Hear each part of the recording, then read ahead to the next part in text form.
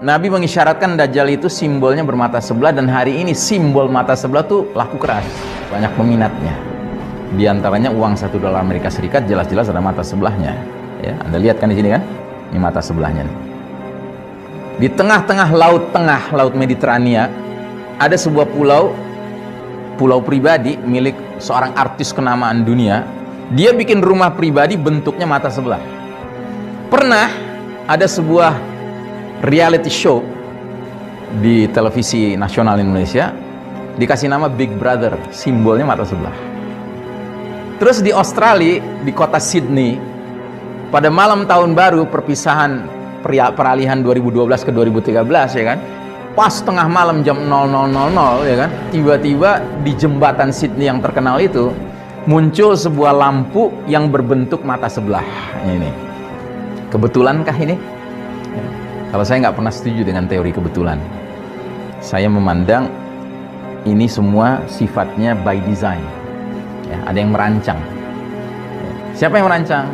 Ya juru kampanye Dajjal, untuk membiasakan umat manusia melihat mata sebelah.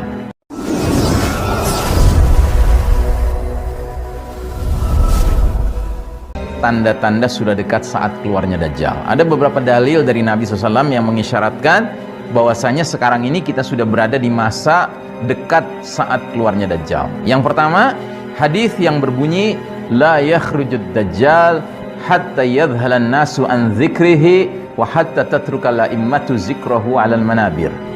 Dajjal tidak akan keluar sehingga manusia menjadi heran tentang perkara Dajjal, satu, dan sehingga para imam, para ustadz, para mubaligh, para penceramah dari atas mimbar-mimbar sudah tidak lagi memperingatkan umat tentang perkara Dajjal. Jadi kalau dua fenomena ini sudah muncul, berarti keluarnya Dajjal jadwalnya sudah dekat. Pertama, orang heran dengan perkara Dajjal. Yang kedua, para ustadz di atas mimbar sudah tidak banyak membicarakan tentang Dajjal. Dan Anda bisa uji coba sendiri. Ya, kalau Anda kumpul-kumpul dengan teman-teman ya, atau dengan teman kantor pas jam istirahat makan siang gitu ya, coba aja Anda angkat isu diskusi tentang Dajjal. Itu satu, Anda bisa uji coba sendiri. Yang kedua, Anda bisa uji coba sendiri juga. Mulai besok nih Jumat nih, kalau Anda hadir sholat Jumat, catat tuh khotib ngomongin Dajjal nggak? Jumat berikutnya catat lagi, Jumat berikutnya catat. 52 Jumat berarti udah setahun gitu kan. Berapa banyak khotib dari 52 pekan itu yang ngomongin Dajjal? Jadi kalau dua fenomena ini sudah muncul, berarti kemunculan Dajjal sudah dekat ya. Yang kedua, ada hadis berbunyi yaji'ud dajjalu fayas'adu Uhudan fayanzurul madinata fayaqulu li ashabih atarawna hadzal qasrul abyad hadza masjidu Ahmad. Saat nanti Dajjal keluar, dia akan mendaki gunung Uhud, dan dia dari atas gunung Uhud akan memandang ke arah kota Madinah bersama pengikut-pengikutnya di sekitar dia. Kemudian dia akan tanya kepada para pengikutnya, kalian lihat itu istana putih itu masjidnya Ahmad. Masjidnya Ahmad itu maksudnya masjid Nabi Muhammad SAW, Masjid Nabawi. Pada saat Nabi mengucapkan hadis tadi, Masjid Nabawi masih sangat sederhana, karena hanya terbuat dari lumpur basah, warnanya kecoklatan dan batu bata.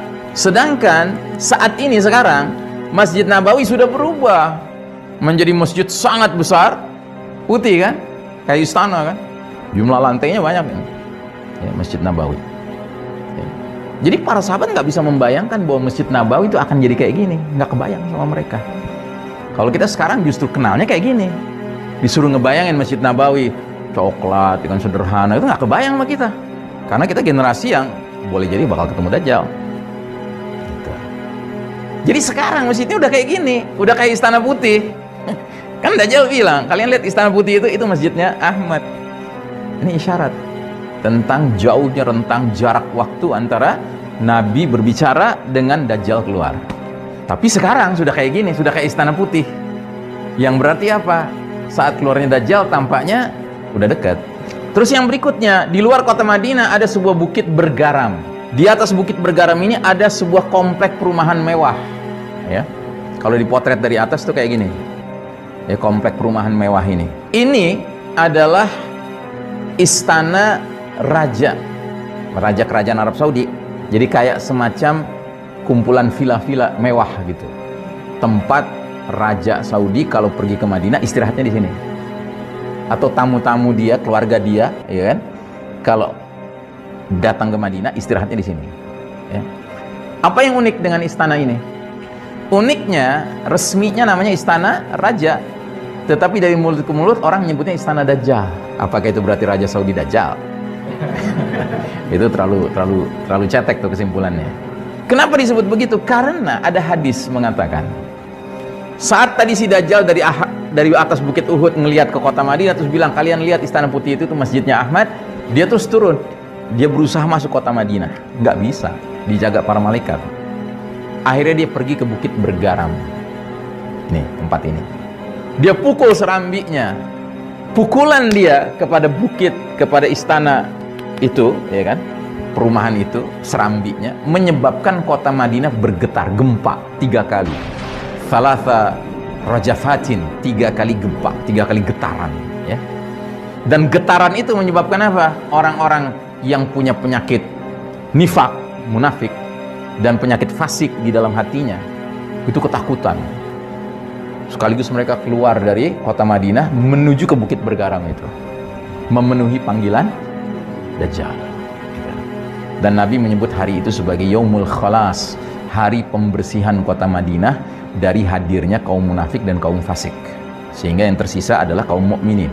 Nah, jadi sekarang itu udah ada di situ perumahan mewah yang ada serambinya itu, yang nanti bakal digoncang sama si Dajjal itu. Terus ada lagi satu hadis bunyinya, wa innahu a'wara wa inna rabbakum laisa bi'awar, dan sesungguhnya si Dajjal itu bermata sebelah, sedangkan Rabb kalian Allah Ta'ala tidak a'war, tidak bermata sebelah. Nah, apa yang menarik dengan hadis ini? Yang menarik, Nabi mengisyaratkan Dajjal itu simbolnya bermata sebelah, dan hari ini simbol mata sebelah tuh laku keras, banyak peminatnya. Di antaranya uang $1 Amerika Serikat, jelas-jelas ada mata sebelahnya. Ya, Anda lihat kan di sini kan? Ini mata sebelahnya nih. Di tengah-tengah laut Mediterania ada sebuah pulau pribadi milik seorang artis kenamaan dunia. Dia bikin rumah pribadi bentuknya mata sebelah.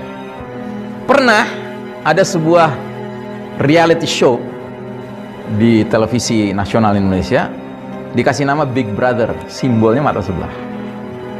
Terus di Australia, di kota Sydney, pada malam tahun baru peralihan 2012 ke 2013, ya kan, pas tengah malam jam 00.00, ya kan, tiba-tiba di jembatan Sydney yang terkenal itu muncul sebuah lampu yang berbentuk mata sebelah. Ini kebetulankah ini? Ya. Kalau saya nggak pernah setuju dengan teori kebetulan. Saya memandang ini semua sifatnya by design. Ya, ada yang merancang. Ya. Siapa yang merancang? Ya jurkamnya Dajjal, juru kampanye Dajjal, untuk membiasakan umat manusia melihat mata sebelah.